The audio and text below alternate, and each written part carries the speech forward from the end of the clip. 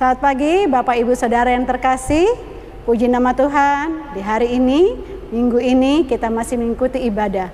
Hari yang luar biasa buat kita umat Kristiani, di mana kita masih bisa memperingati hari kebangkitan Tuhan Yesus Juru Selamat kita, yang kita kenal dengan Hari Paskah. Baik, kita akan mulai ibadah kita. Saya akan bacakan satu firman Tuhan yang diambil dari 1 Korintus 15 ayat 55 sampai 57, demikian bunyinya. Hai maut, di manakah kemenanganmu? Hai maut, di manakah sengatmu? Sengat maut ialah dosa, dan kuasa dosa ialah hukum Taurat. Tetapi syukur kepada Allah yang telah memberikan kepada kita kemenangan oleh Yesus Kristus, Tuhan kita. Kita adalah umat pemenang.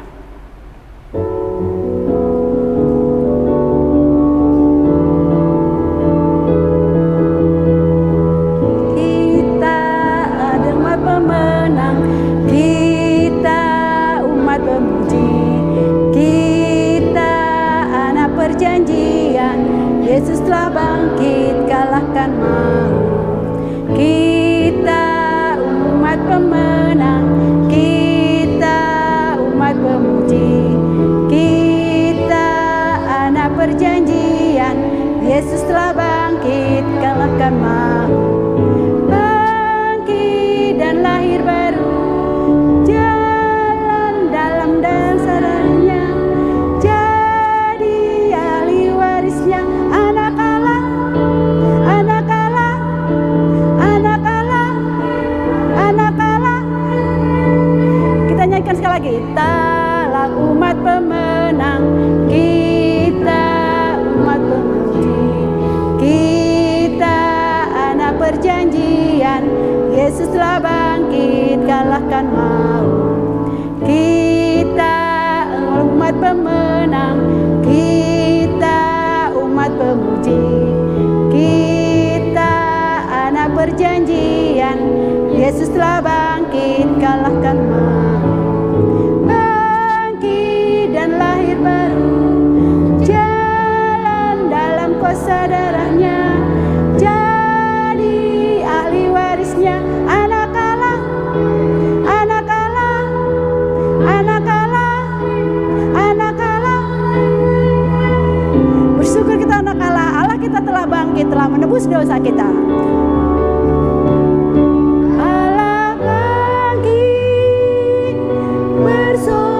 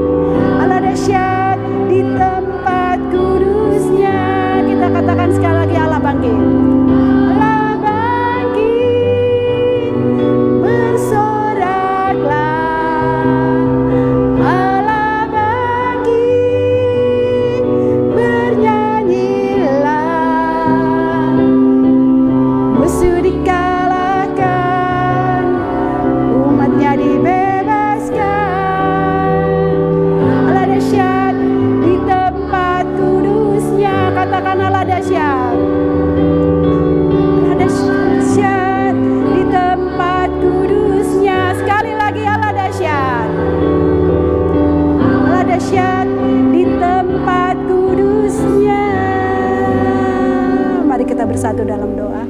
Terima kasih ya Tuhan, bahwa kebangkitan-Mu menyatakan menyempurnakan kasih-Mu kepada kami ya Bapa, bahwa segala sesuatunya sudah Engkau tebus ya Tuhan. Dosa kami ya Tuhan, Engkau telah tebus dan kami selamat ya Bapa, bagi yang percaya kepada-Mu ya Tuhan. Dan pada pagi hari ini kami mengucap syukur, kembali kami diingatkan untuk memperingati kebangkitan-Mu ya Bapa. Mengingatkan kami akan segala dosa dan perbuatan kami, mengingatkan kami betapa besarnya kasih-Mu kepada-Mu ya, kepada kami ya Tuhan. Terima kasih ya Bapa atas kebaikan-kebaikan-Mu, dan pagi hari ini mohon ya Bapa, pimpin kami mengikuti ibadah ini dari awal, pertengahan sampai pada akhirnya, sehingga kami ya Tuhan yang datang beribadah, baik itu Tuhan melalui online ini ya Bapa, diberkati ya Bapa, karena Engkau hadir di tengah-tengah kami. Terima kasih ya Tuhan Yesus, kami serahkan doa kami ini melalui nama-Mu. Amin.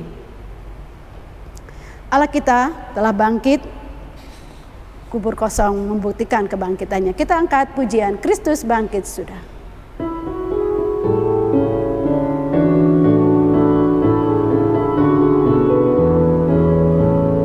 Kristus bangkitlah sudah, haleluya.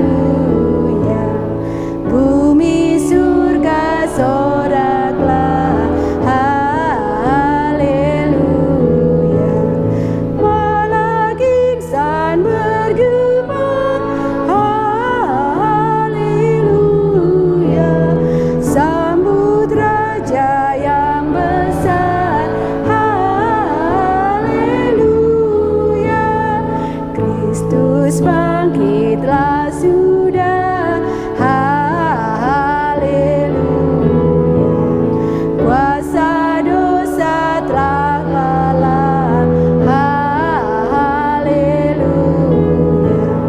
Kubur mana jayamu, haleluya.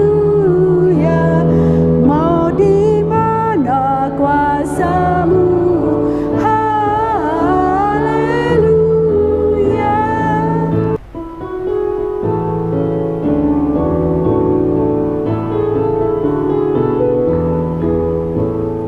Kristus bangkitlah sudah, haleluya.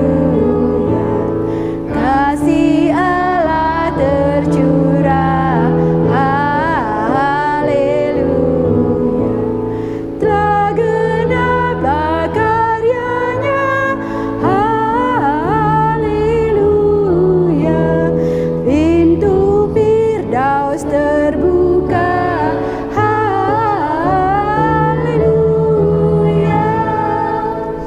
Bapak Ibu, kita saatnya berdoa syafaat.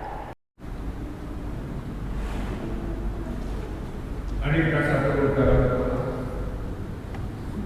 Terpujilah Engkau ya Tuhan, Allah yang terkenal di dalam Tuhan Yesus.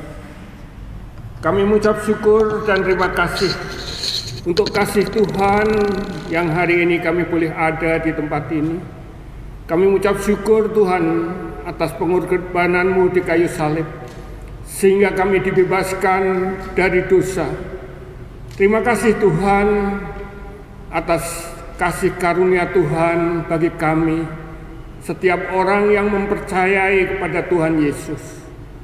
Kami menyerahkan kebaktian pagi ini kepadamu. Terlebih ya Tuhan, ampunkanlah salah dosa kami, ampunkanlah segala pelanggaran kami, ampunkanlah segala hal yang mendukakan hati Tuhan.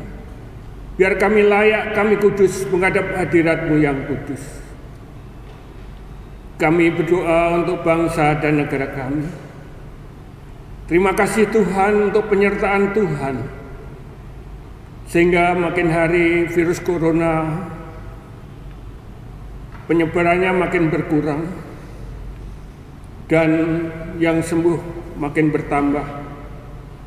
Terima kasih Tuhan untuk penyertaan Tuhan bagi bangsa dan negara kami.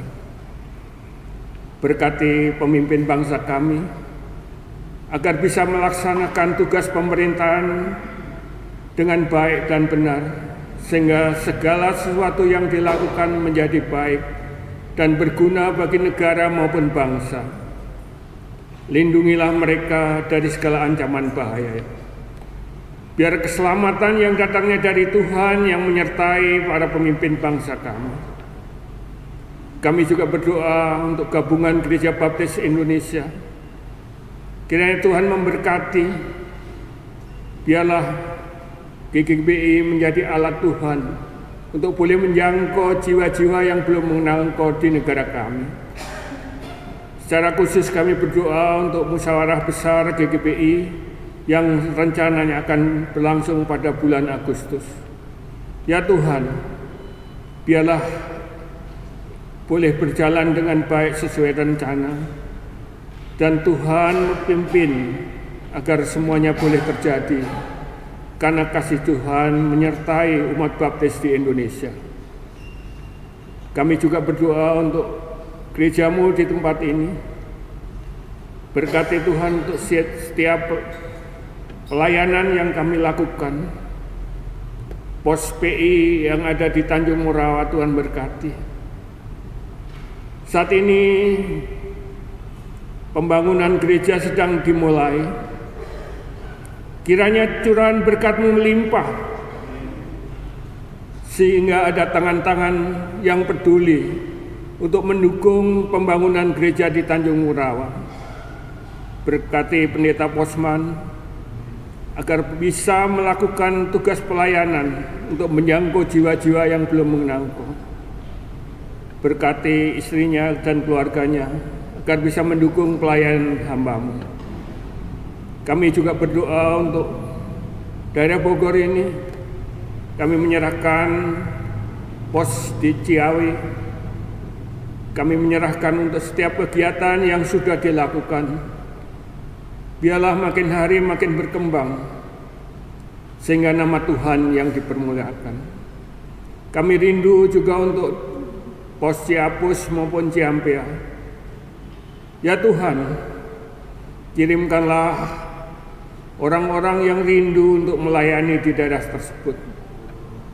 Kami yakin dan percaya penyertaan Tuhan yang bisa menjalankan semuanya boleh terjadi. Bapa, kami menyerahkan gereja-Mu di tempat ini. Berkati untuk setiap kegiatan yang ada. Biarlah setiap jemaat mendukung, boleh mengambil bagian di dalam kegiatan di gereja kami. Kami menyerahkan semuanya ke dalam pimpinan Tuhan.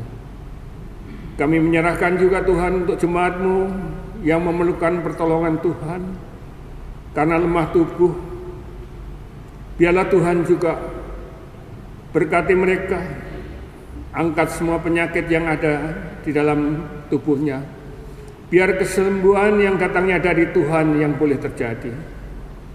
Kami menyerahkan untuk setiap jemaat yang mendapatkan kesulitan di dalam keluarga maupun di dalam ekonomi. Kiranya pertolongan Tuhan tidak terlambat. Terima kasih Tuhan, akhirnya kami menyerahkan sisa kebaktian ini ke dalam tangan Tuhan. Urapi hamba-Mu Pendeta Kasta agar menjadi saluran berkat melalui firman yang akan disampaikan pada pagi ini. Jangan biarkan hamba-Mu mengambil kemuliaan-Mu. Bungkus di balik salib-Mu, biarlah nama Tuhan yang senantiasa dipermuliakan. Kami menyerahkan jemaat-Mu, kiranya Tuhan juga berkati, agar boleh menikmati firman yang sebentar akan disampaikan. Terima kasih Tuhan, kami menyerahkan minggu-minggu yang akan datang. Kiranya penyertaan Tuhan yang menyertai kami semua, agar kami diberkati oleh Tuhan, setiap usaha pekerjaan juga berhasil, dan senantiasa nama Tuhan yang dipermuliakan. Terima kasih ya Tuhan, terpujilah Engkau kekal selama-lamanya. Dalam nama Tuhan Yesus kami berdoa. Haleluya. Amin. Amin.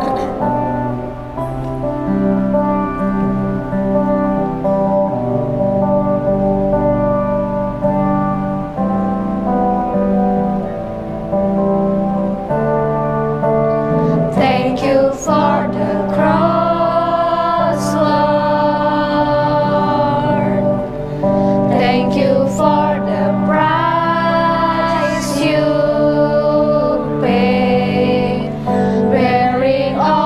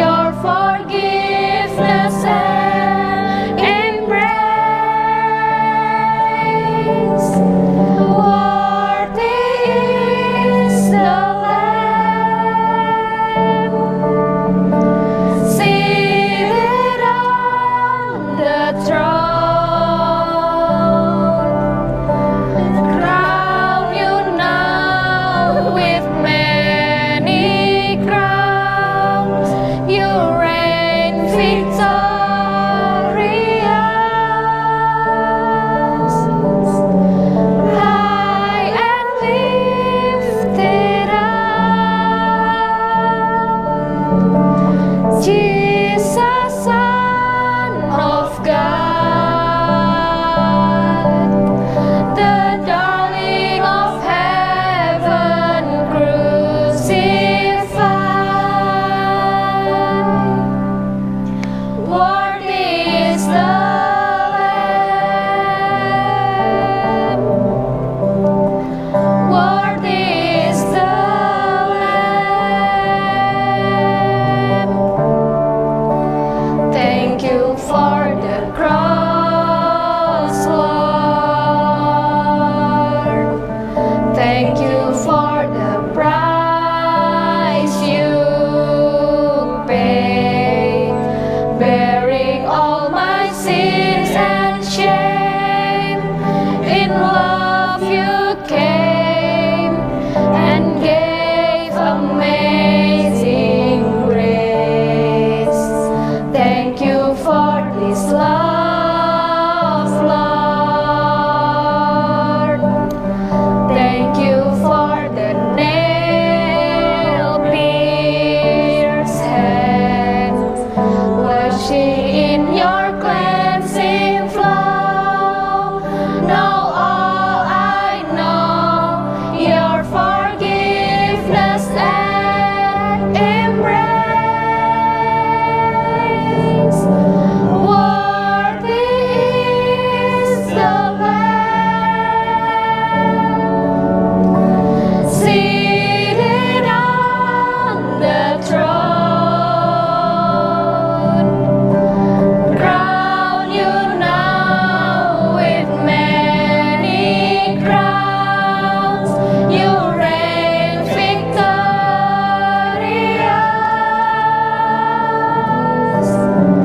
high and lifted up. Jesus, Son of God, the darling of heaven crucified. Worthy is the Lamb.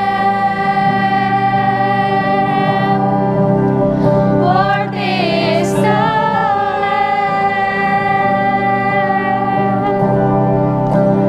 Worthy is the Lamb.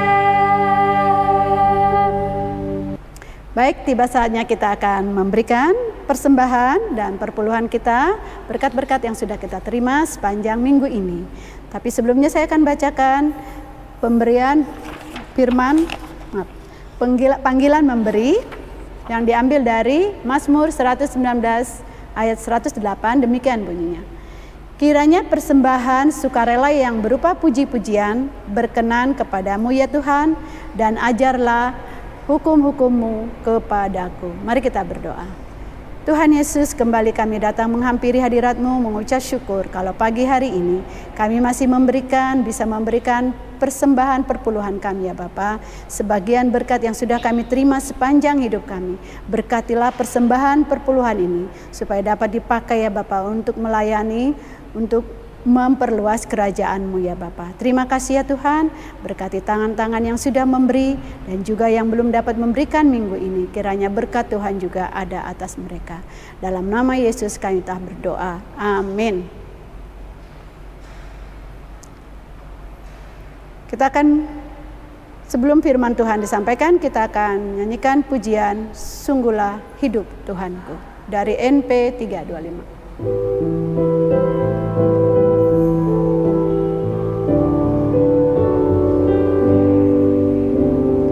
Tuhan yang kulayani telah bangkit hidup terus, meski disangkal orang, hiduplah penebus, penuh berkat tangannya,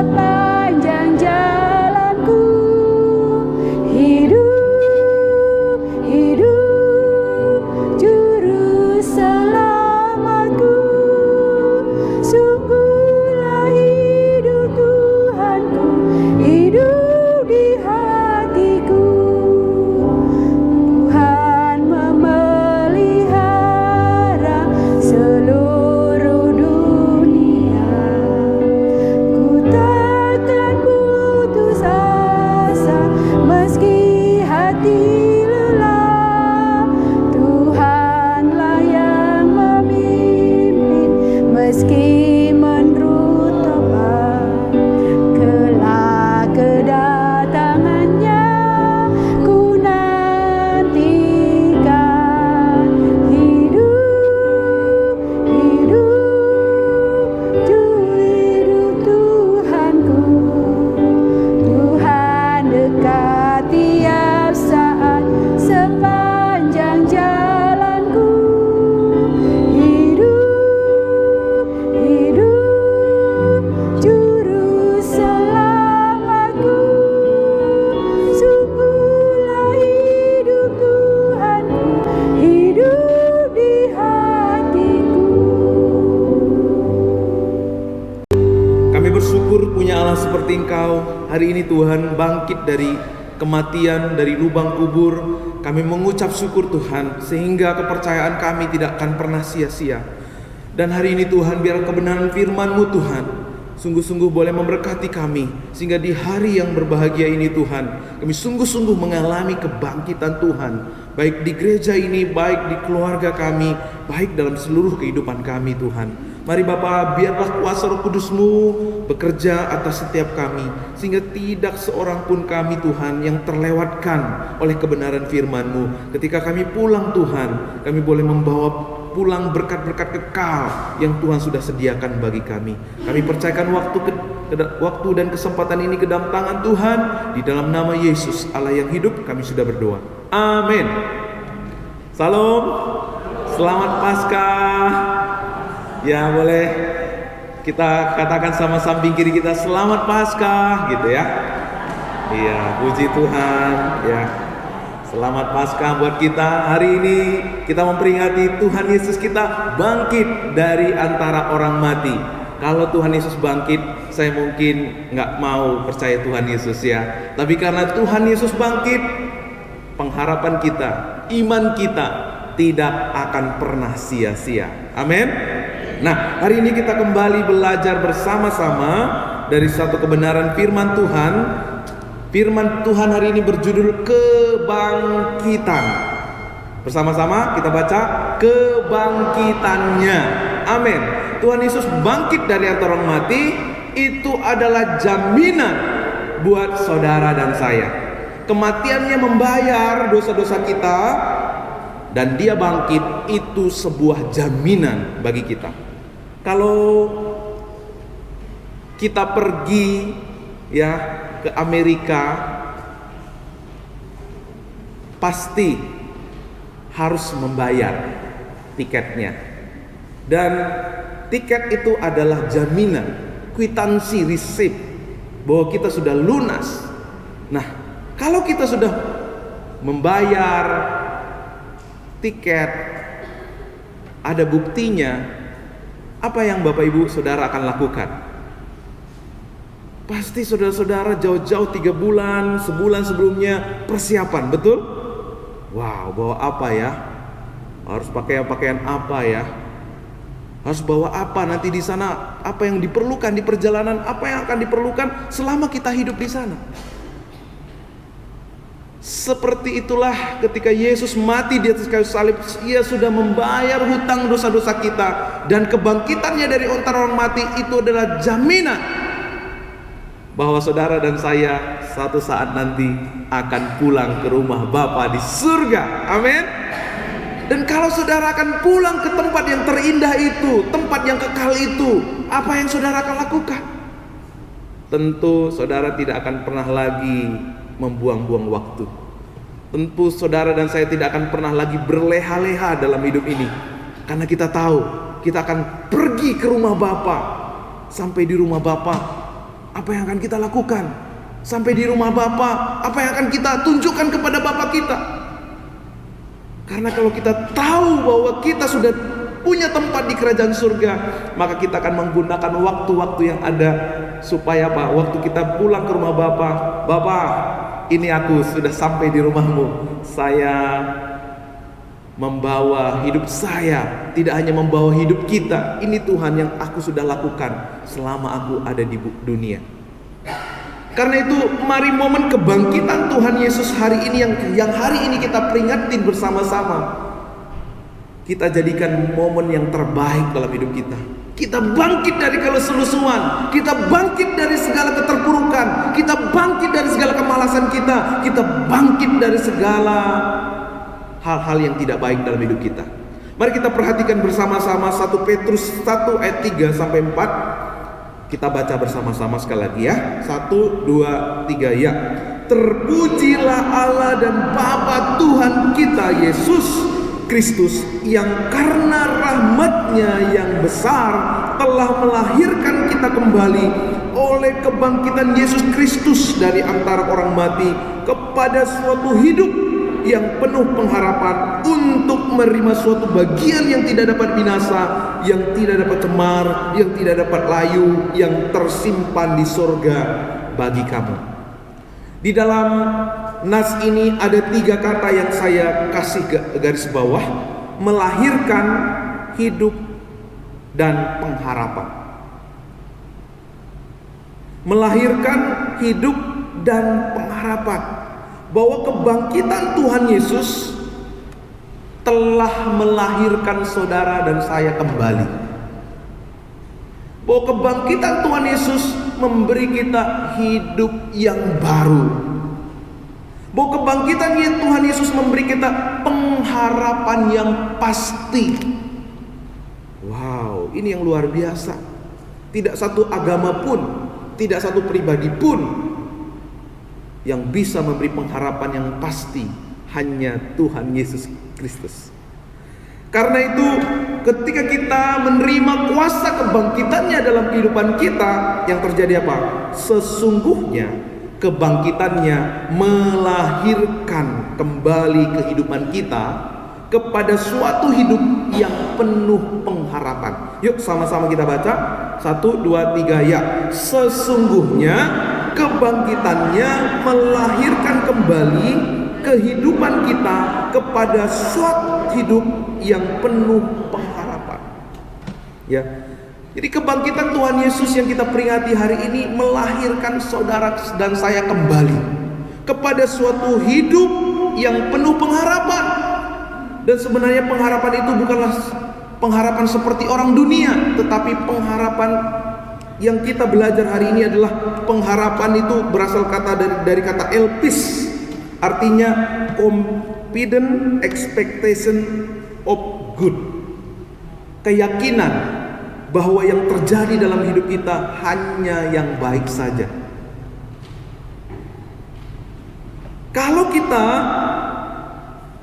menerima kuasa kebangkitannya dalam hidup kita, kita punya pengharapan yang bisa terjadi dalam hidup kita hanya yang baik saja. Wah Pak, kalau begitu berarti kita nggak bisa lagi dong sakit, nggak bisa lagi dong terluka. Saya tidak katakan waktu kita ikut Tuhan Yesus tidak akan lagi ada penderitaan, tetapi waktu kita harus melewati penderitaan, waktu Tuhan izinkan penderitaan dalam hidup kita terjadi, ujung-ujungnya akan membawa kebaikan. Endingnya akan menjadi kesaksian. Endingnya akan membawa kita melihat kemuliaan Tuhan. Kata hidup yang tadi kita baca berasal dari kata Zoe, dalam bahasa asli Swan ya. Dalam bahasa Inggris Zoe, dalam bahasa Yunani-nya Zoe, artinya hidupnya Allah. Hidup yang mulia.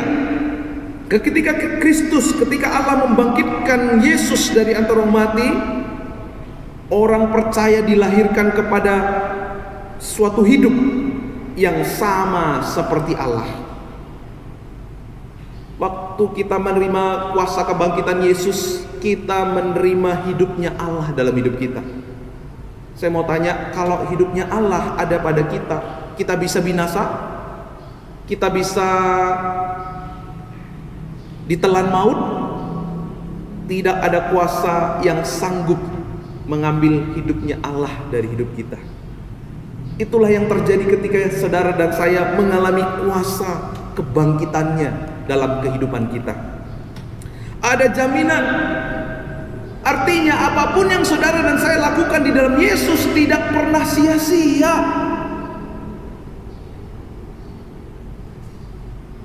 Sekecil apapun. Ketika Bu Warti setiap hari ya menerima tamu di depan Lana, nggak akan pernah sia-sia. Kalau nggak pernah sia-sia apa yang kita kerjakan, maka kita nggak akan pernah lagi berleha-leha. Maka kita nggak akan pernah bermalas-malasan. Maka kita nggak akan pernah lagi setengah hati mengiring Tuhan Yesus dalam hidup kita. Amin. Maka apapun tantangan di depan kita, kita tidak akan pernah memilih mundur. Karena apa? Yang kita kerjakan ini tidak akan pernah sia-sia. Bapak Ibu lihat orang-orang di luar sana, mereka melakukan aktivitas ibadah mereka, mereka melakukan kesibukan-kesibukan agama mereka.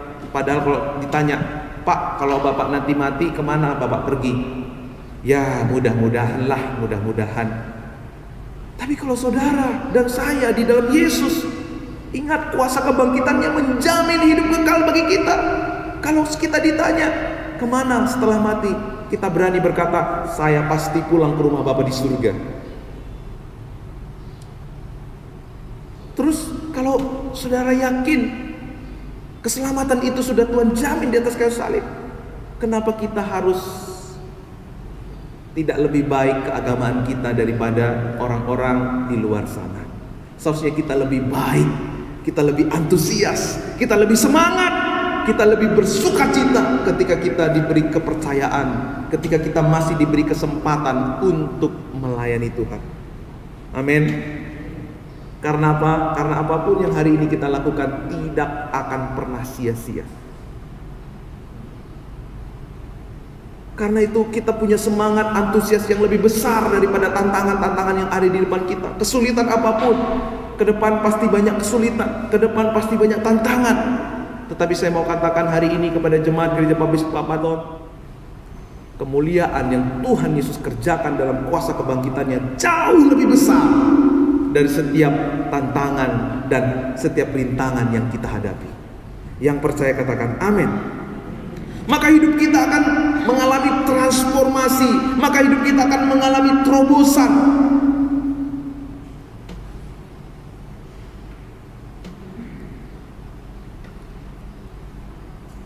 Karena kuasa kebangkitannya yang begitu luar biasa, maka seharusnya kita lebih bergiat, lebih bersemangat, lebih siap berkorban dari apapun juga, mengalahkan tantangan rintangan, karena jaminan yang diberikan Tuhan Yesus lewat tubuhnya yang sudah dibangkitkan.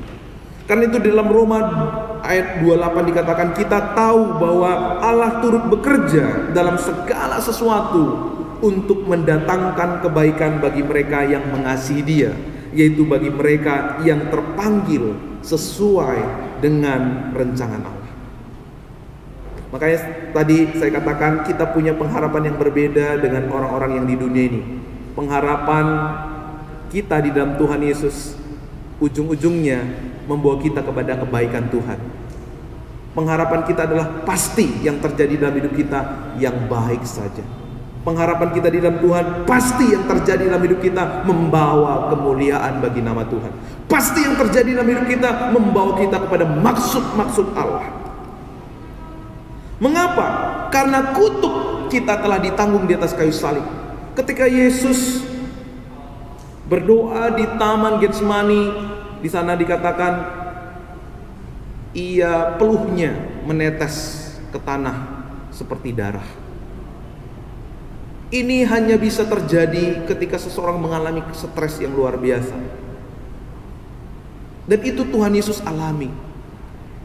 Karena apa? Karena kutuk yang terjadi di Taman Eden telah ditebus di Taman Getsemani. Makanya waktu Adam dan Hawa kemanapun mereka pergi, mereka kerja keras. Mereka berkeringat, tetapi hasilnya apa? Nol. Tetapi ketika Tuhan Yesus sudah menebus kutuk yang ada di Taman Eden, ditebus di Taman Getsemani, saudara dan saya yang percaya kepada Yesus, kemanapun kita pergi, setiap langkah kita akan diikuti oleh berkat-berkat dari Tuhan. Amin. Karena apa? Sudah ditebus, sudah ditebus. Sengat maut telah dipatahkan, 1 Korintus 5 Di dalam Korintus dikatakan sengat maut telah dipatahkan. Kuasa dosa tidak lagi berdaya atas hidup kita. Cawan murka Allah telah diminumnya. Cawan murka Allah telah diminumnya. Kemarin saya sampaikan bahwa Allah itu adalah Allah yang kudus, Allah yang adil, sehingga tidak boleh ada dosa di hadapannya. Sehingga siapapun yang berdosa pasti akan dihukum. Tapi puji Tuhan, Dia juga adalah Allah yang penuh kasih, sehingga Ia tidak mau orang-orang yang dikasihinya, Gereja Baptis Pebaton, umat Gereja Baptis Pebaton, binasa karena dosa. Karena itu apa? Dia memberikan nyawanya bagi kita, supaya kita yang percaya kepadanya tidak binasa, melainkan beroleh hidup yang kekal.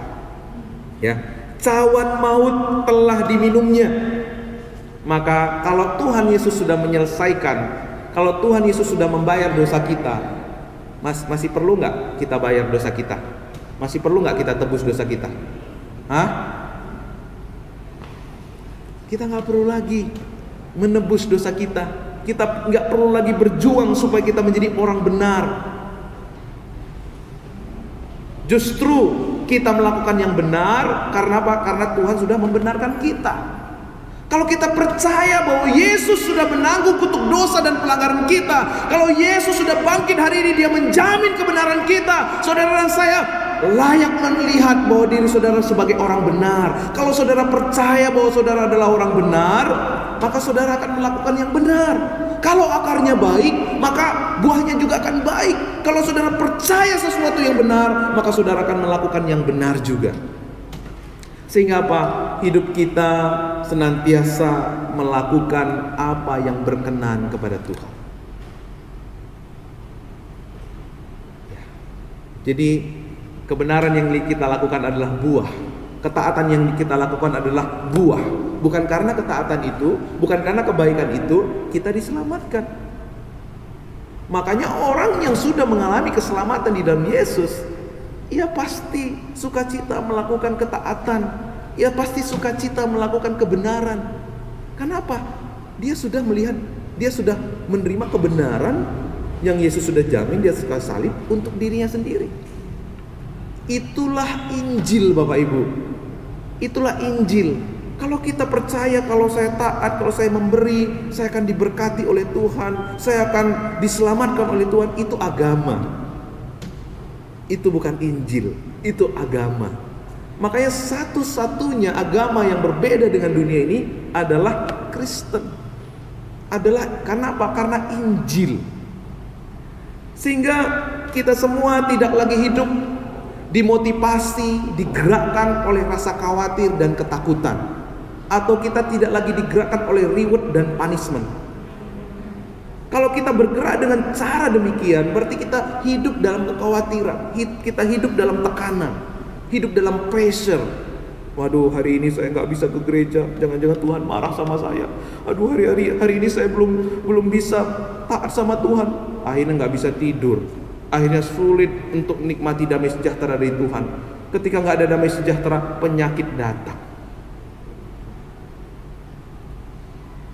Tapi puji Tuhan, hari ini kita diingatkan oleh kuasa kebangkitannya.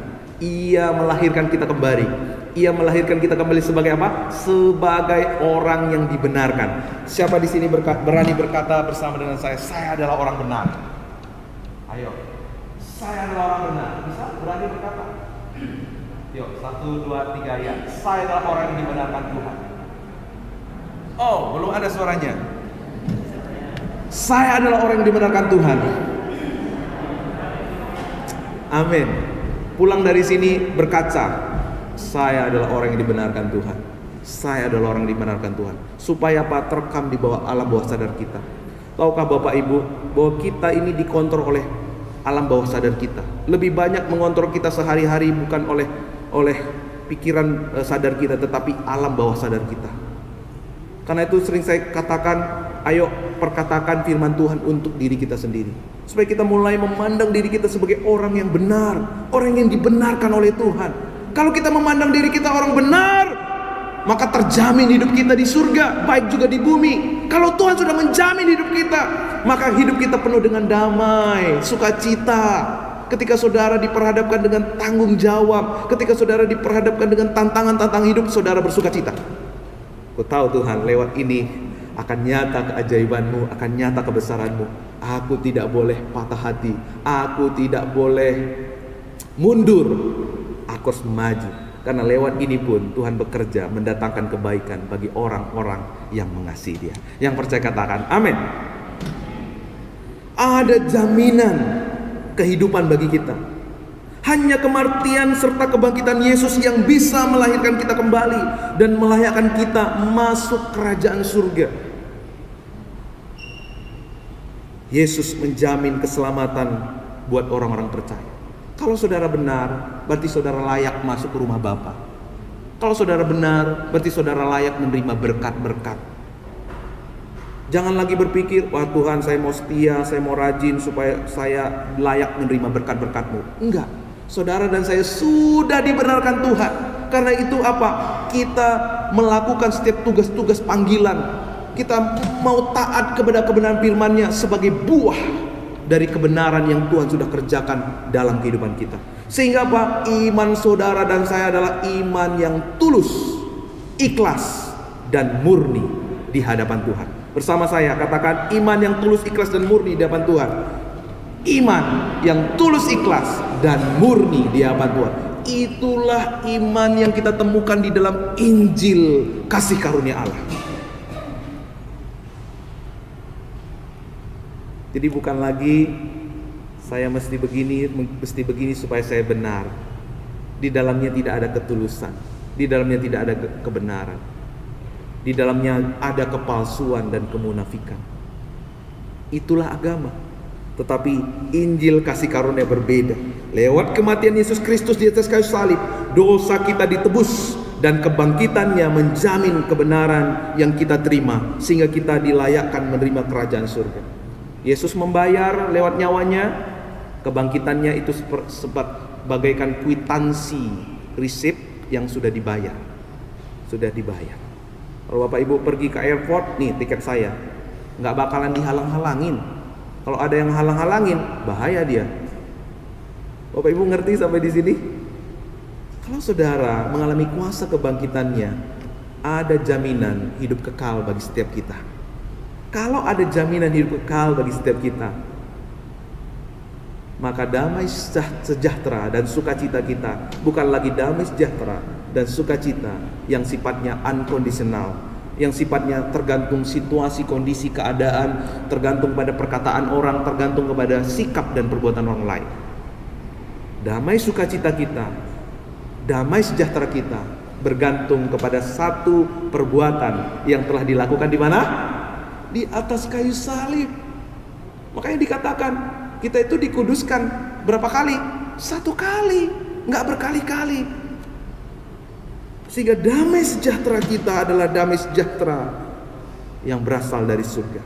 Ibrani 10 ayat 10 dikatakan, karena kehendaknya inilah kita yang dikuduskan 1 kali untuk selama-lamanya oleh persembahan tubuh Kristus.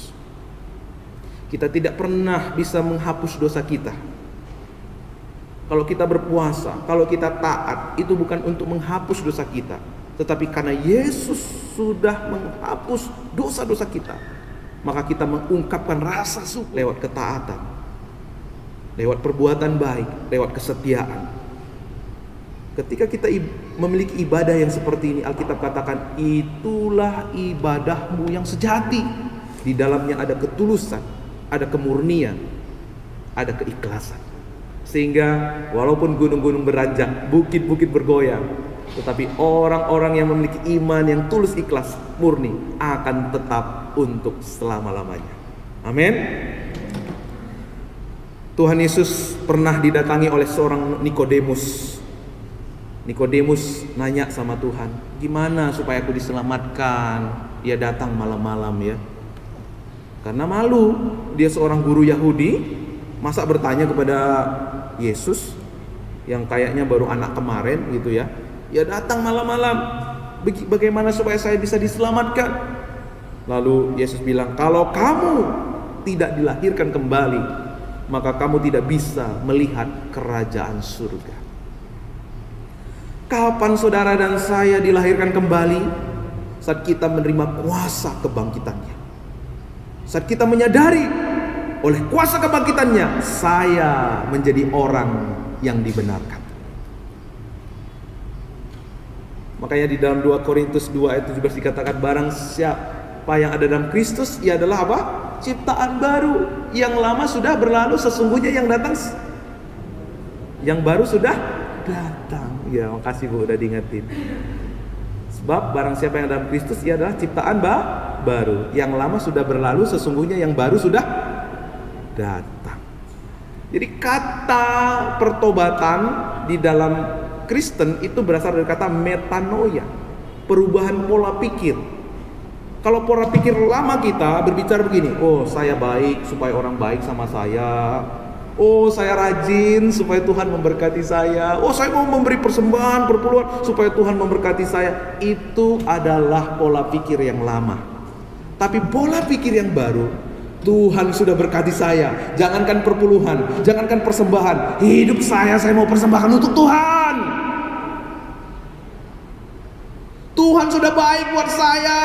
Saya mau kebaikan Tuhan yang saya alami, orang lain juga alami. Di dalamnya ada ketulusan, ada keikhlasan, ada kemurnian. Makanya sering saya bilang, ayo terus perkatakan kebenaran firman Tuhan buat diri kita, supaya alam bawah sadar kita diubahkan, pola pikir lama kita diubahkan menjadi pola pikir kerajaan surga. Kalau pola pikir kerajaan surga yang ada pada kita, maka kita menikmati kerajaannya di bumi. Hidupmu akan di bumi seperti di surga. Amin. Puji Tuhan. Tapi puji Tuhan, Nikodemus mau bertanya. Dia nggak gengsi meskipun ya gengsi dikit ya, tetapi dia bertanya sama Tuhan. Tapi kalau orang-orang Farisi yang lain nggak mau bertanya sama Tuhan, malah mereka mencela Tuhan. Nah, makanya mereka nggak pernah dipulihkan.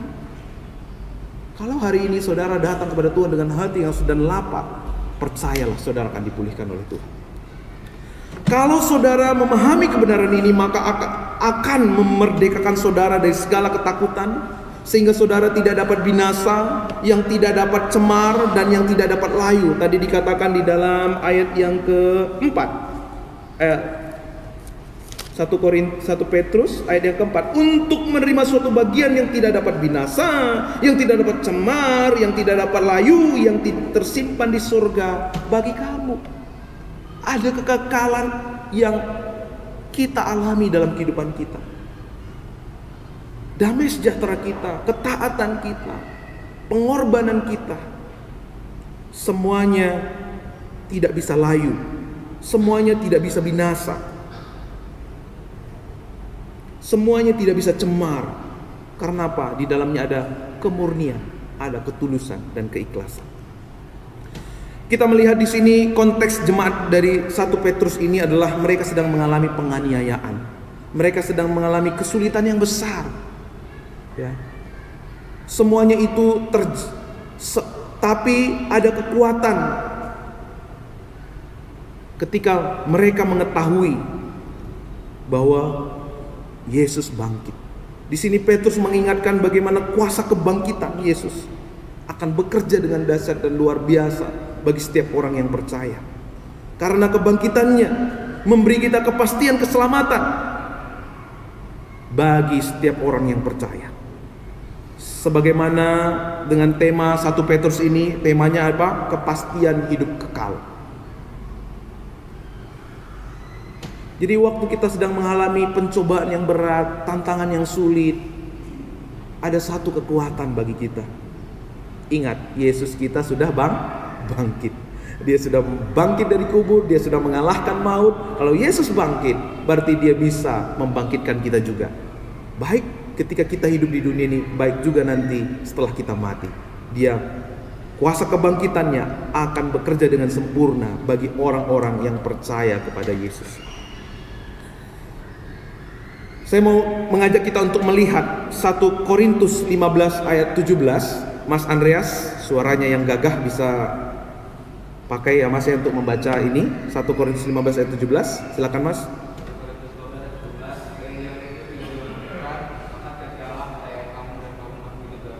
Iya. Dan jika Kristus tidak dibangkitkan, maka sia-sialah kepercayaan kamu dan kamu masih hidup dalam dosamu. Boleh kita balik ya ayat ini ya.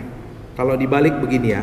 Jika Kristus telah bangkit, maka bergunalah kepercayaan kamu dan kamu hidup dalam kebenaran.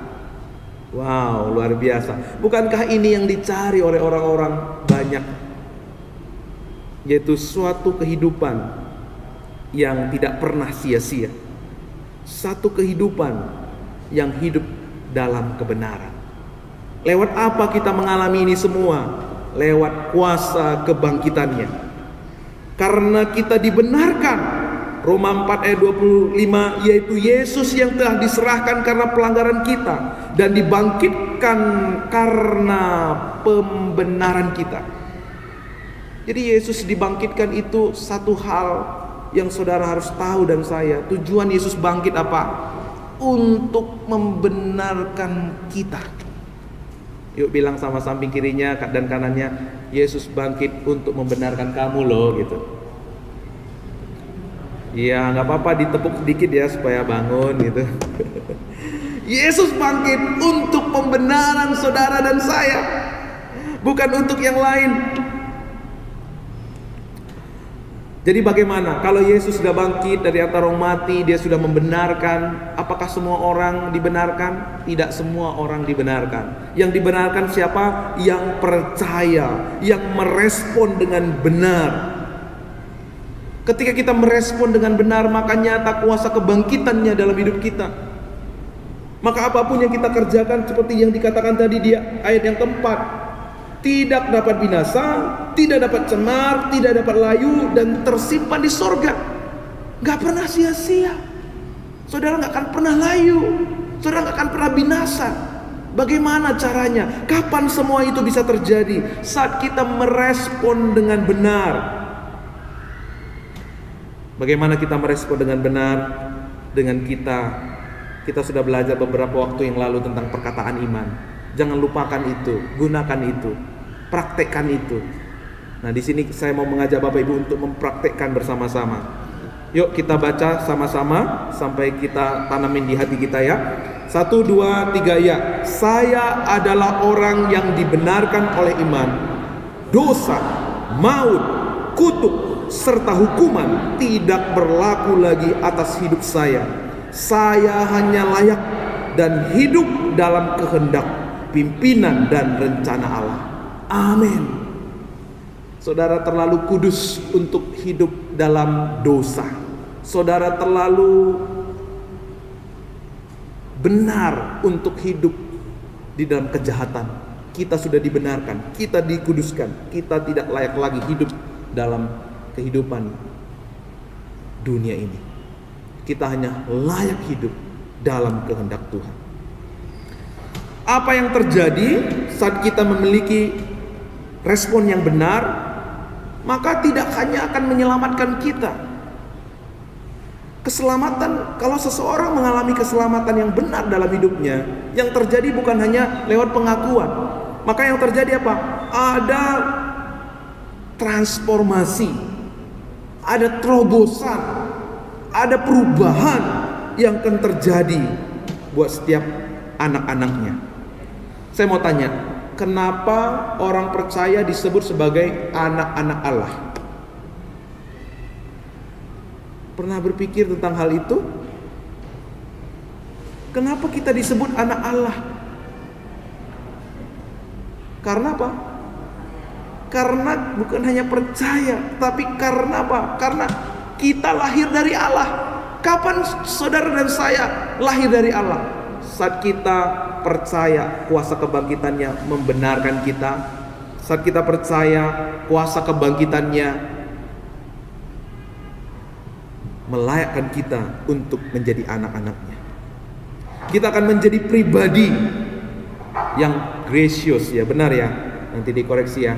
Kalau salah-salah dikit gak apa-apa ya.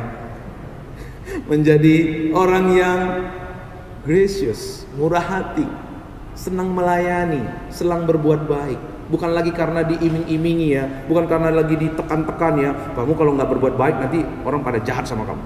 Bukan lagi seperti itu, tapi lahir dari kepenuhan yang Tuhan Yesus kerjakan dalam kehidupan kita.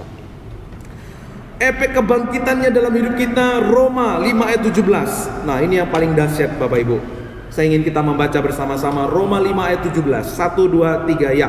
Sebab jika oleh dosa satu orang maut telah berkuasa, maka oleh satu orang itu, maka lebih benar lagi mereka yang telah menerima kelimpahan kasih karunia dan anugerah kebenaran akan hidup oleh karena satu orang itu, yaitu Yesus Kristus. Maka lebih benar lagi mereka yang telah menerima kelimpahan kasih karunia, anugerah kebenaran akan hidup dan berkuasa. Saudara dan saya yang menerima kelimpahan kasih karunia-Nya, anugerahnya yang membenarkan kita lewat kuasa kebangkitannya, akan membuat saudara dan saya hidup dan berkuasa. Jadi orang yang berkuasa itu bukanlah orang yang punya jabatan, bukanlah orang yang punya uang. Alkitab tidak katakan demikian.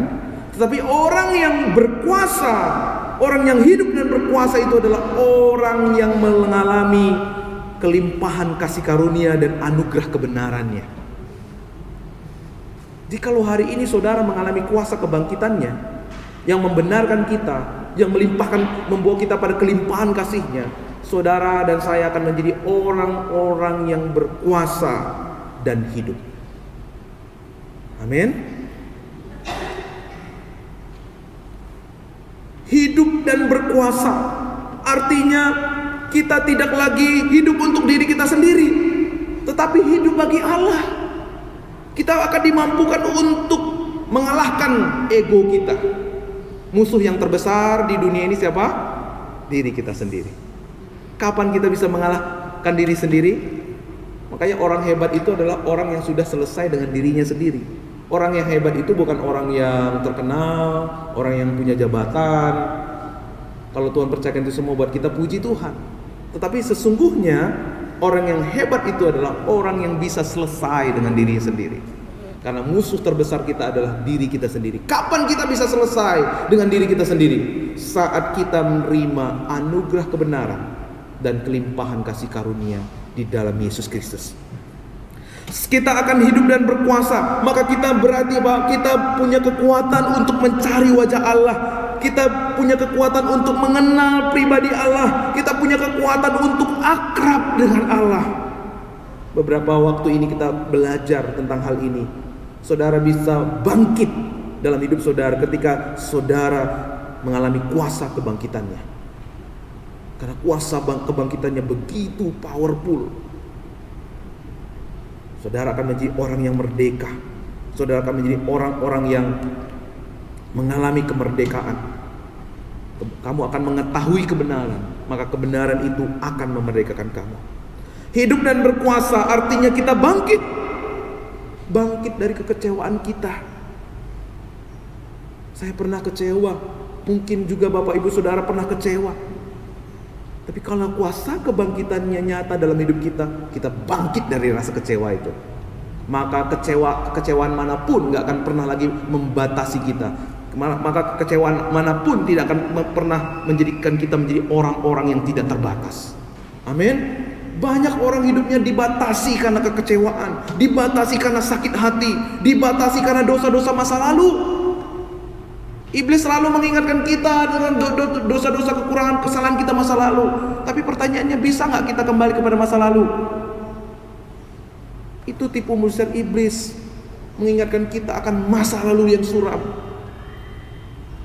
Tapi kalau saudara mengalami kuasa kebangkitannya, saudara tidak akan memandang masa lalu, tapi saudara akan memandang masa depan. Waktu saudara dan saya melihat waktu saudara melihat anak-anak Bapak Ibu yang rewel, yang bandel, tapi saudara akan melihat, kalau anak ini mengalami kasih Kristus, kalau anak ini mengalami kuasa kebangkitan dan kasih karunia, saya akan bisa melihat masa depannya indah dan penuh harapan. Amin. Sehingga ketika saudara melihat yang saudara kenal, bahkan mungkin saudara kita hari ini dia penuh dengan kekurangan, hari ini dia penuh dengan kelemahan. Ketika saudara mengalami kuasa kebangkitan, ada satu keyakinan kalau orang ini diubahkan Tuhan, maka hidupnya tidak akan pernah sama. Kalau orang ini mengalami kuasa kebangkitan Tuhan, maka hidupnya akan indah dan luar biasa. Sehingga saudara punya kemampuan untuk menerima kekurangan orang seperti apapun orang itu.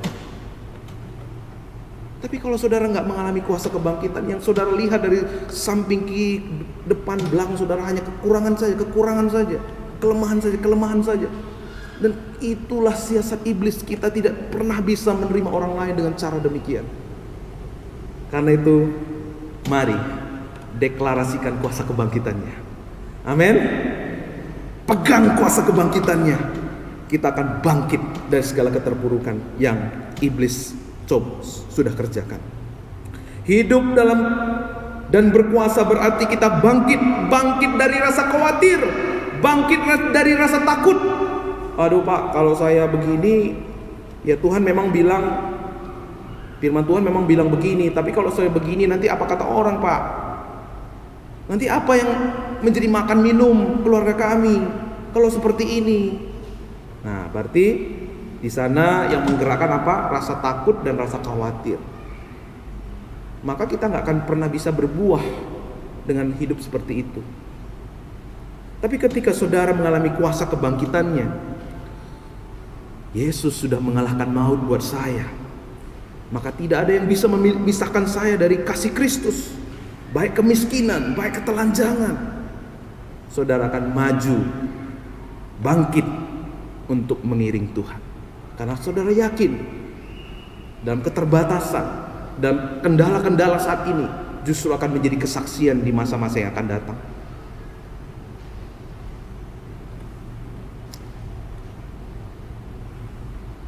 Kalau kita nggak pernah mengalami tantangan, kesulitan, kalau kita nggak pernah mengalami struggle dalam hidup kita, bagaimana kita akan menguatkan orang-orang yang ada di depan kita yang juga mengalami hal yang sama?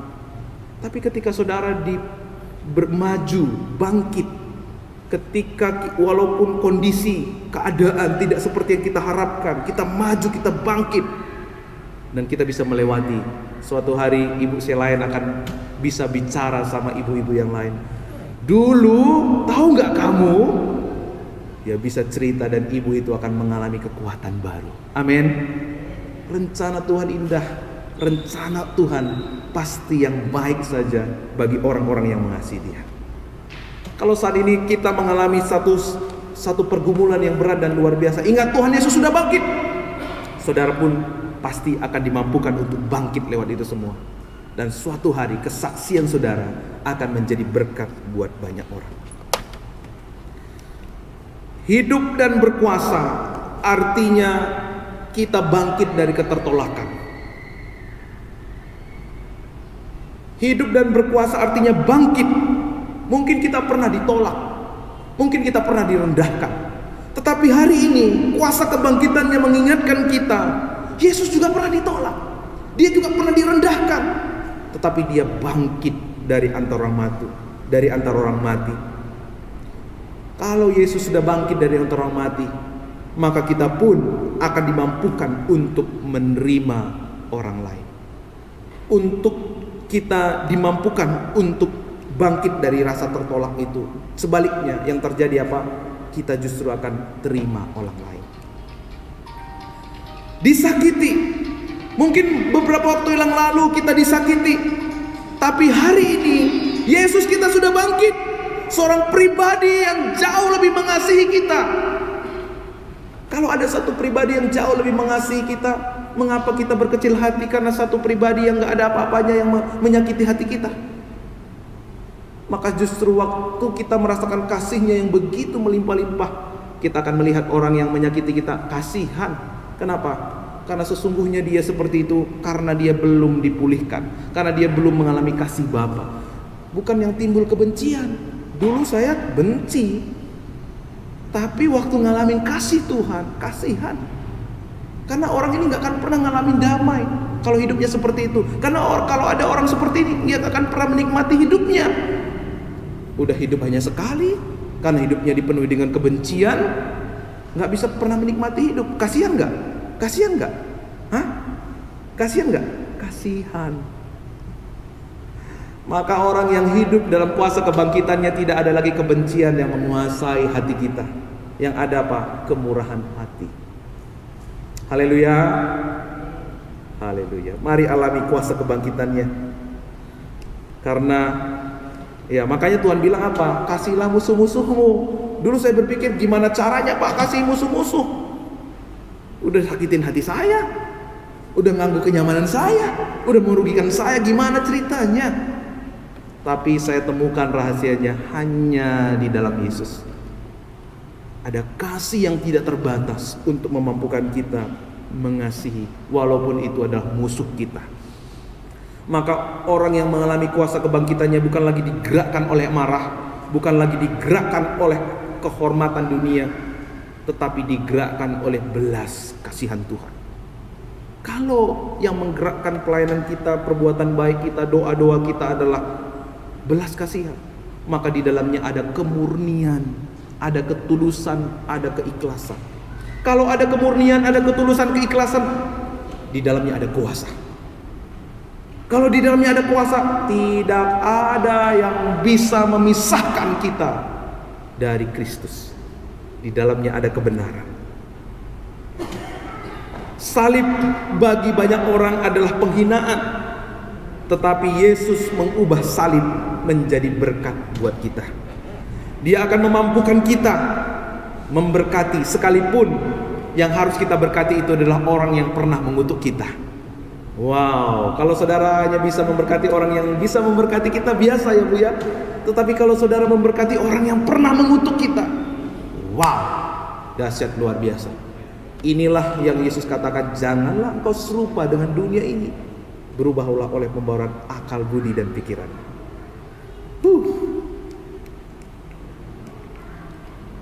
Hidup dan berkuasa lewat kuasa kebangkitannya. Bagaimana kita memaknai kebangkitan Tuhan Yesus? Mari kita hidup dan berkuasa lewat kuasa kebangkitannya. Mari kita tunduk kepala.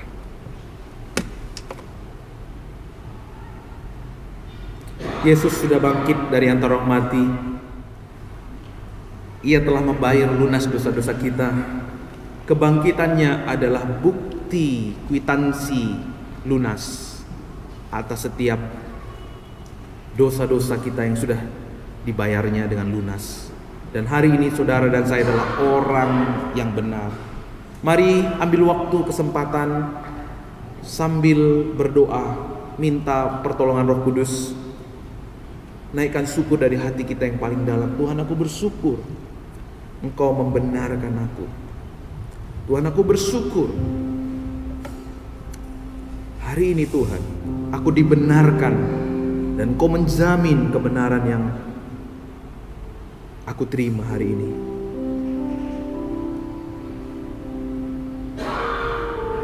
Mulai hari ini minta pimpinan tuntunan Roh Kudus untuk bisa memperlakukan diri kita, untuk bisa memandang diri kita sebagai orang yang dibenarkan, sebagai orang yang benar di hadapan Tuhan. Saudara layak untuk menerima segala berkat. Saudara tidak perlu lagi mengejar berkat. Saudara tidak perlu lagi mengejar kebaikan-kebaikan, karena kebaikannya sudah dijamin di atas kayu salib. Yang perlu saudara lakukan adalah hidup dalam kuasa kebangkitannya. Kalau mungkin di masa-masa yang waktu yang lalu saudara pernah ditolak, saudara pernah direndahkan, saudara pernah disakiti, atau mungkin ada dosa-dosa masa lalu yang mengingat kita. Iblis sering sekali mengingatkan, kamu gak layak, kamu gak pantas, kamu gak bakalan bisa, udah deh, kamu gak pantas ikut Tuhan. Dan hari ini terima kuasa kebangkitannya. Katakan kepada dirimu sendiri, aku adalah orang yang dibenarkan Tuhan. Aku adalah orang yang dilayakkan oleh Tuhan. Aku hanya layak hidup dalam rencana Tuhan. Aku hanya hidup dalam kemuliaan Tuhan. Aku hanya mau hidup dalam rancangan Tuhan yang sempurna dalam hidupku. Teruslah berdoa, Roh Kudus akan meneguhkan firman-Nya bagi setiap kita. Inilah momen saudara, inilah ada saat-saat yang indah untuk saudara bangkit bersama Kristus. Tuhan mau melihat setiap kehidupan kita, setiap hari mengalami kuasa kebangkitan.